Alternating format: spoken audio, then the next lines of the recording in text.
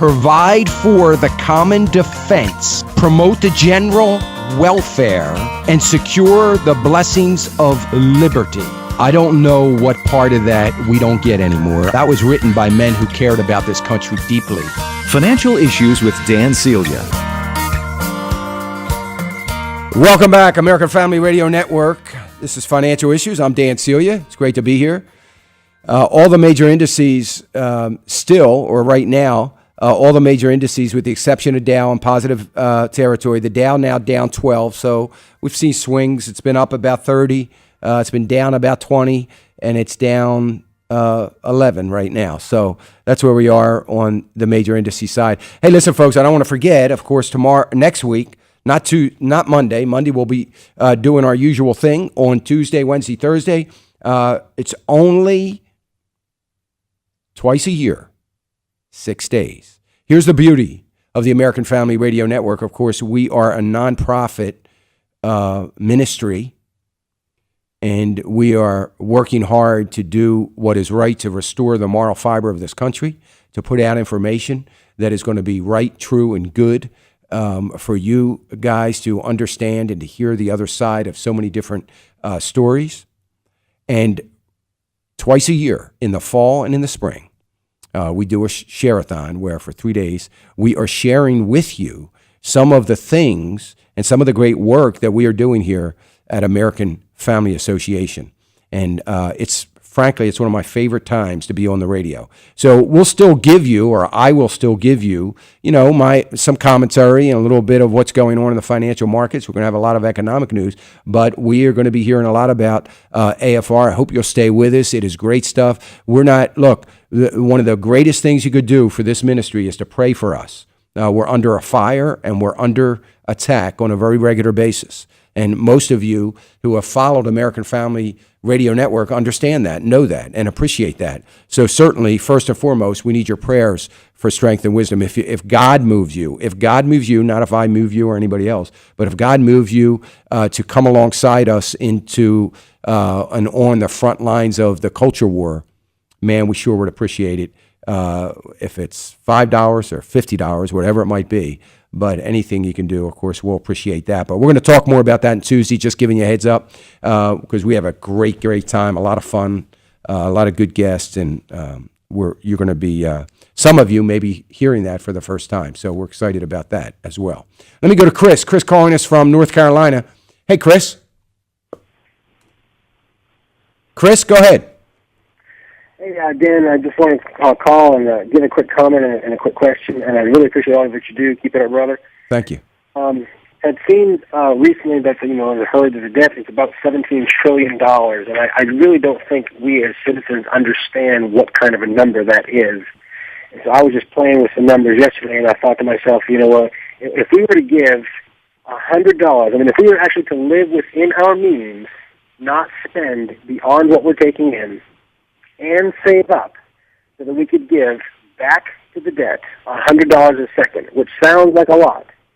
It's like 31 million plus, per year. Right. And if we were actually able to do that, it would still take us about 5,000 plus years to pay off that $17 trillion. Wow. It's just an astronomical thing that I don't think we as citizens, who half of us, we don't think about the law, we don't think about, the budget, we don't think about government, we're just not into those kinds of things.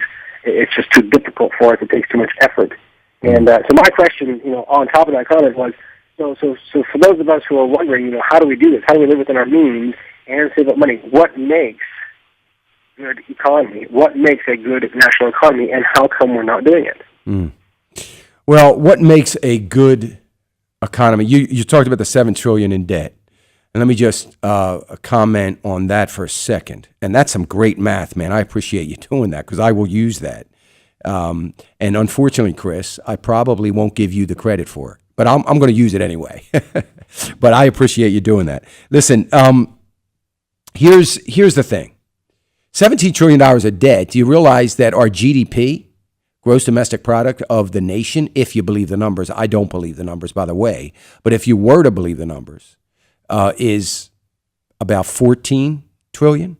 So we have more debt than the goods and services. And by the way, that 17 trillion, of course, does not include the unfunded liability of our debt. And if we look at the unfunded liability, we're talking about, I've seen anything from 82 to 110 trillion dollars of unfunded liabilities. So anyway, my numbers are about 88. But anyway, nevertheless, that's an enormous amount of money. What takes a strong economy is very simple. It takes strong GDP growth.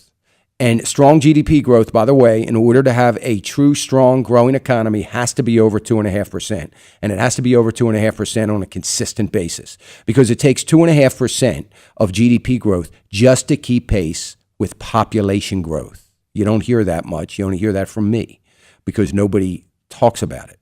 So 2.5, so at 2.2% GDP growth is negative. In my calculations, the way I look at it, it's negative. So we've only had one positive quarter in the last 5 years of GDP growth. So that's number one. So you need that 4.5% GDP growth, number one. Because GDP growth means that we are working hard to produce goods and services. We can't do that without employment. And besides all the tax issues with the GDP that we produce, the unemployment rate is going to go down, and it's going to mean an enormous amount of revenues to the government.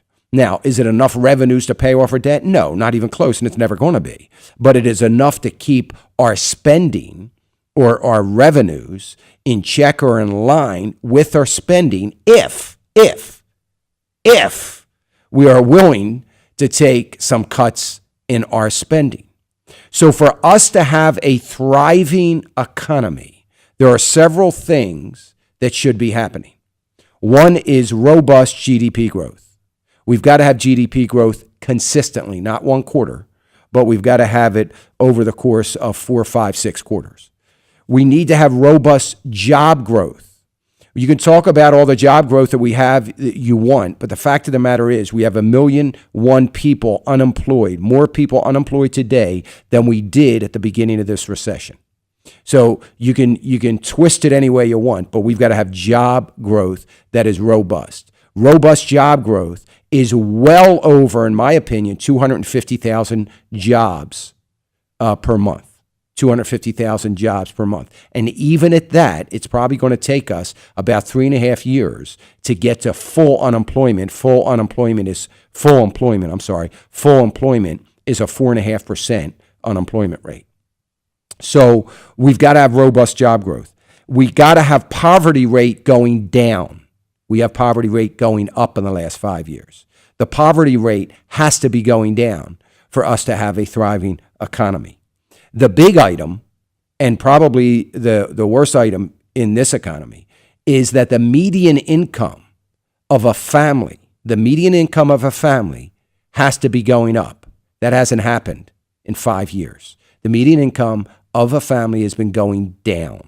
So we have to see the median income. That's why all these things are why I say we're not in a recovery, because none of these things have ever happened in the history of the nation in any recovery. We've never had these things going in the wrong direction. They've always gone positive. Food stamp entitlement programs all should be trending in a downward direction. We don't have more people going on disability, we have less. We don't have more people collecting food stamps, we have less. We don't have more people concerned and getting on Medicaid, we have less. So all of those things are going down. The labor participation rate in a thriving economy is increasing. It is not lowering. Remember, working population, those out of high school and up, the working population has continued to increase. The population of the labor participation rate has decreased. Something's wrong with that. So that's got to change. So, I mean, there's a lot of different factors. We've got to have a trade imbalance is not an issue. We can have a little bit of trade imbalance. That's not that big of a deal. I don't even have an issue with some debt, some national debt. I don't have a problem with that, as long as we have the income stream that can support it. A little bit of debt is good. I don't have an issue with inflation. We got to have some inflation. Inflation is healthy for an economy. Some inflation. I'm talking about, somewhere between 2 and 4% inflation. And I'm not talking about hyperinflation. I'm not talking about out of control inflation. Deflation is bad for our economy, and I can't really technically say we've had deflation, but we're very, very close. And we certainly have not had inflation at a healthy level, but I'm talking about the government numbers, not the real numbers. So all of those things, I mean, there's a number of factors, but I'm not going to say in a perfect world they all line up.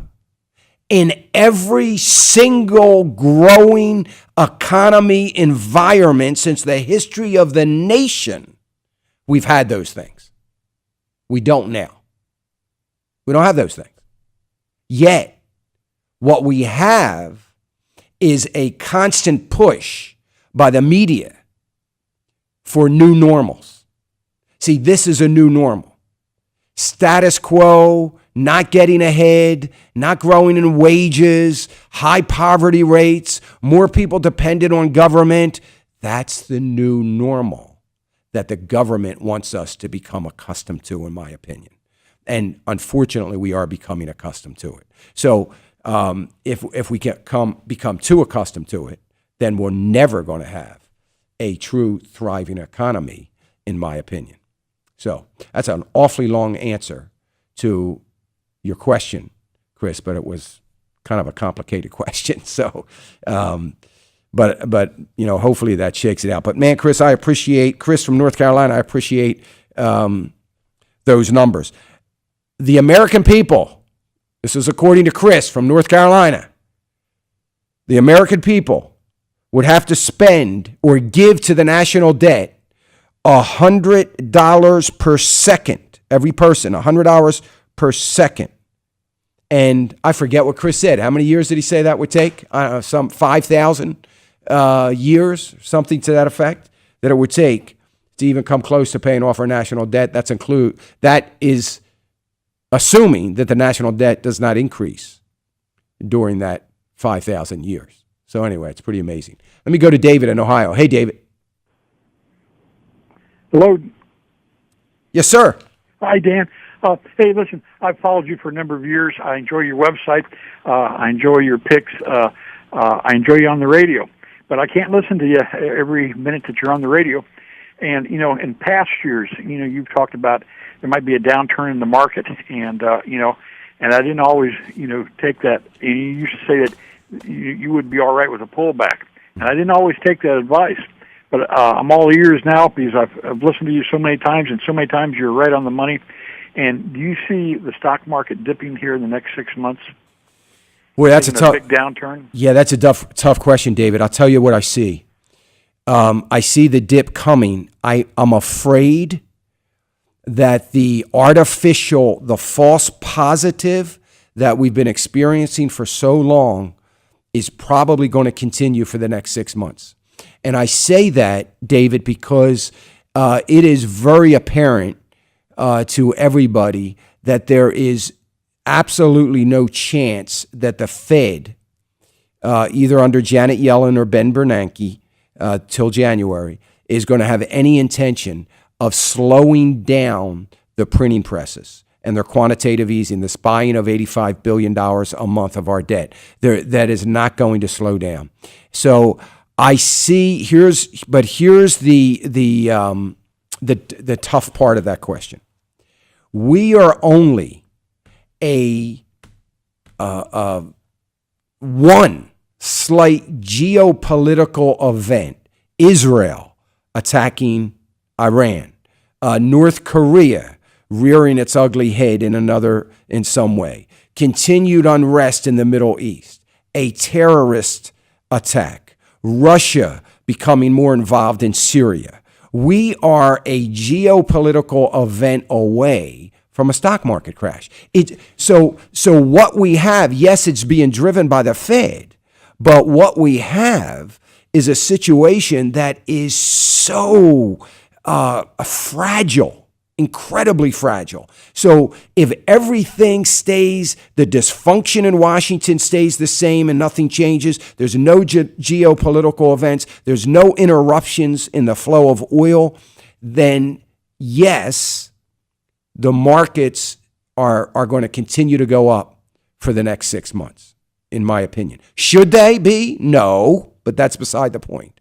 But they will in all likelihood continue to see some positive movement unless we have one of those dramatic events. So I'm sorry I can't be any more definitive about that, but we're certainly going to see, this drug of quantitative easing. We're certainly going to see that continue to drive the markets. Hey, David, man, that is great stuff. I appreciate you, and I appreciate your encouragement. Keep up the fight. And I want to say to David, because I happen to know that David is someone that is involved in the battle against the unborn, and I'm so that's going on, and he is leading that charge in so many areas. I just found this out, but Joseph Parker here at American Family Association is making available a letter from I forget the organization, and I don't have the letter with me. I just got them from yesterday, that has saved thousands of babies. And David, I want you to go to, I don't know Joseph Parker's email. Is it J. Parker?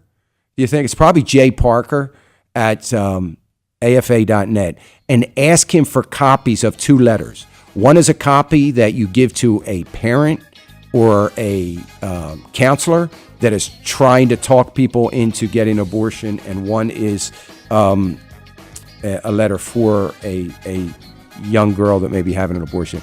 And it talks about their legal rights. It's some great stuff. So thank you for that. Folks, we got Fred Jackson coming up. He's got a great interview and going to hit you with some news. We'll be back on Monday. Have a great weekend. God bless.